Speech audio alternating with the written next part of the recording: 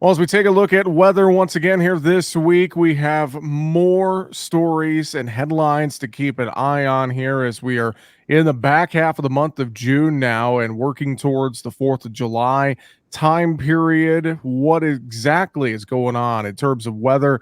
Let's talk about it. Joining us once again this week, Eric Snodgrass with Nutrient Ag Solutions is with us. Eric, thanks for the time. And I made the comment to you before we jumped on here. It looks like at least this week, and really kind of started last week, a big dividing line across the center of the country here, Eric. Yeah, we're finally seeing something we've not seen in months, and that is the kind of opening up of high pressure across the eastern part of the United States. I mean, this entire spring, everything about the way the spring has taken shape has been driven by the Pacific Ocean. It's been high pressure north of Hawaii, while the Atlantic has really not done anything. I mean, let me rephrase that. While the Atlantic has not produced high pressure. And why this is important is every summer we get into this mode where we get concerned about the Atlantic pressure pattern. And why? Because every time we have a big Bermuda high that gets displaced just a bit to the north and west, you'll plant another big area of high pressure somewhere over like the Great Lakes, and you'll plant another one north of Hawaii. Well, we've got the one over Hawaii, but we've not seen the one over the Great Lakes until we get into this week. So that means heat is coming into the east and running all around the edge of its very wet weather. So there's a tropical system getting pulled out of the Bay of Campeche from this. That's going to hit Mexico. And I'll be honest with you, that's going to be a major, major push toward ending a significant drought in Mexico. That's also going to push into Texas and deliver a lot of heavy, heavy rainfall. And then you go farther to the north, and still running around that ridge is more storms for the Western Corn Belt, the upper Midwest, northern plains.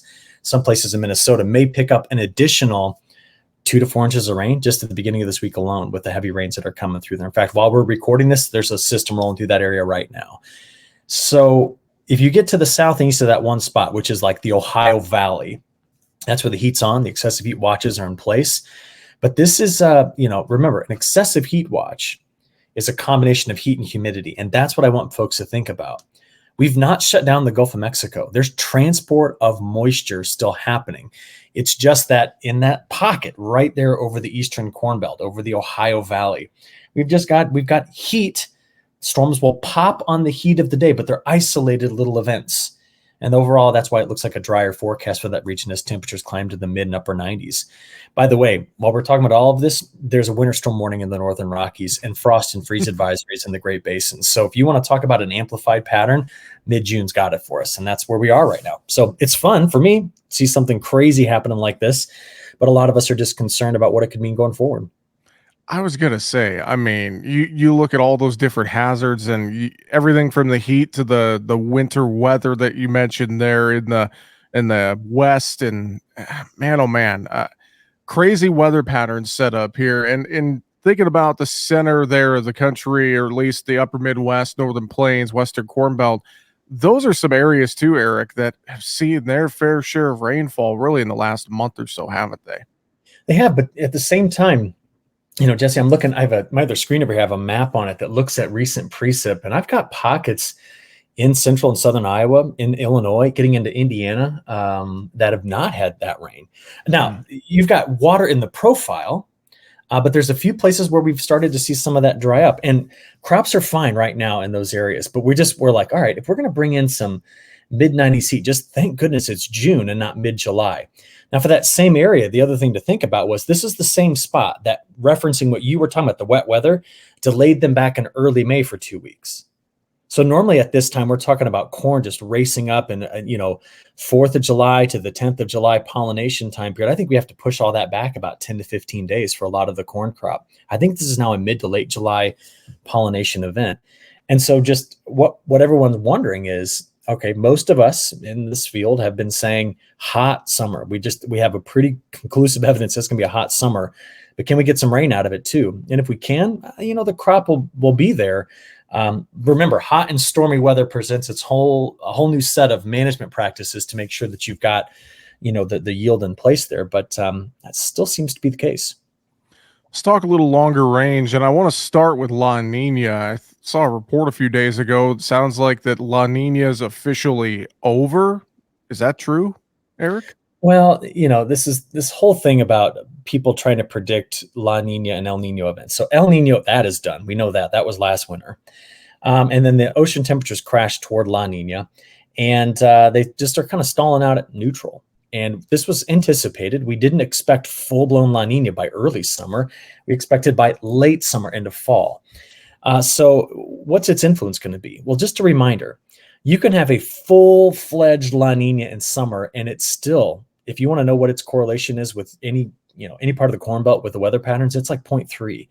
La Nina and El Nino are winter. They have their most dominant effects in winter. Let's just put it that way. So what do you watch instead? You watch the North Pacific and the North Atlantic Ocean temperatures. And that's where the story gets a bit muddled, right? So if the North Pacific had a bunch of cold water that was in the Gulf of Alaska, and it went right along the West Coast, made it all the way to the Baja, and I mean, it was really, really cold. Those are the years historically that give us the greatest risk of major heat and major drought. Well, we don't fully have that. Off the West Coast, temperatures have been starting to bump up a little bit. We've then seen the warm blob that's set north of Hawaii expand toward the West Coast. And so those are the bits and pieces of the forecast that make me tell you that I think this upcoming July pattern is hot, but stormy. I'm looking for something to cut off the Gulf of Mexico moisture, and I don't know what it is. I don't see it yet. Now, what it takes is a big high pressure cell like over Arkansas. Mm-hmm. That's not there yet. I mean, we get high pressure at times, but it's got to stay there for weeks. So get ready. I think it's going to be a hot and stormy summer as we go forward. Well, thinking about cutting off the Gulf too. Of course, we touched on this, and you mentioned that system looking to impact Mexico. I mean, hurricane season, whatever that throws at us, can throw some monkey wrenches into some of this longer range forecasting as well. Yeah, that's going to be the challenge, because every time I say hot, stormy, everyone thinks that they're going to get hot and they're going to get all the storms, but that's just not how it works. The storms are hyper local. They tend to follow each other, which means if you start to lay down corridors of wet conditions, the storms want to keep going over them. And my point here is that you'll get these areas of flash drought. There will be drought that develops throughout the Corn Belt this summer. There will be pockets of it. But then to your point, when the hurricane season really gets going, technically we're 17 days into the hurricane season already. But when it really gets going in August and September and October, we could easily open the Gulf up to just toss a system and rain on those things late.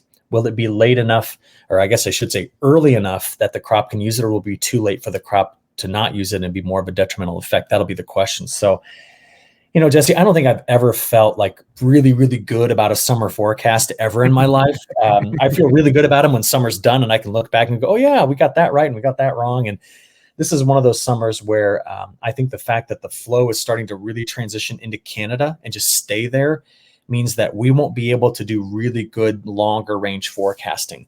You've got to have better flow to get better at long range forecasting. And I think the flow is just going to jump up to Canada, live up there for a while, meaning storm clusters and heat. I think the air conditioners are going to get a workout this upcoming summer. How about global weather features? Let's wrap up our conversation there. We've been following quite a few of them here lately with you, Eric. Any updates for us around the world? Yeah, Central Europe's getting pretty hot. We're still well above average in temperatures in Ukraine and the Western Russian kind of grain belt. Models backed off again on the rain in Ukraine and in the kind of Western Russia. The northern part is wet, but the southern part where all the drought has been in Western Russia is dry. So that continues to be a story. I get emails almost daily from people in Australia saying, hey, this drought is not good. We're missing out on key rains. South Australia, parts of New South Wales, Victoria, Queensland, and then southwestern Australia, in Western Australia, sorry, that's the name of the state as well, is pretty dry. So there is just some issues happening there. The Ganges River Valley, this is in northern India. Just for perspective, that river valley has almost twice the number of people that the United States lives in it. Extremely hot and dry right now. While over in Southeast Asia, like most of southern China, has the Mayu front parked over and they're flooding. Then you get to the north of there into the Manchurian Plain and the North China Plain where we grow a lot of corn and beans. It's cooling back down again after some heat last week, but it's also starting to rain. So we have to wonder if that's going to be a boom for their crop. It would be a good thing for them or not. And then lastly, South America. Better rains coming back into southern Brazil, Paraguay, Uruguay, and Argentina. the monsoon has been done. They're in their full dry season, and we should be starting to hear more about these numbers coming out of South America's crop. But I don't think it's going to be enough to really support any sort of a run in our markets. I don't know that we'll get any sort of bullish news out of South America at this point, which is a bummer. We'd like to see something to help a spring rally get going here in the States, and the weather's not helping. Nope. And it feels like for our markets, we're pretty much into that U.S. Weather market. It seems like at this point, that's kind of what a lot of traders feel like they're watching right now. Well, of course, folks can find the latest weather details online. Agweather.com, ag-wx.com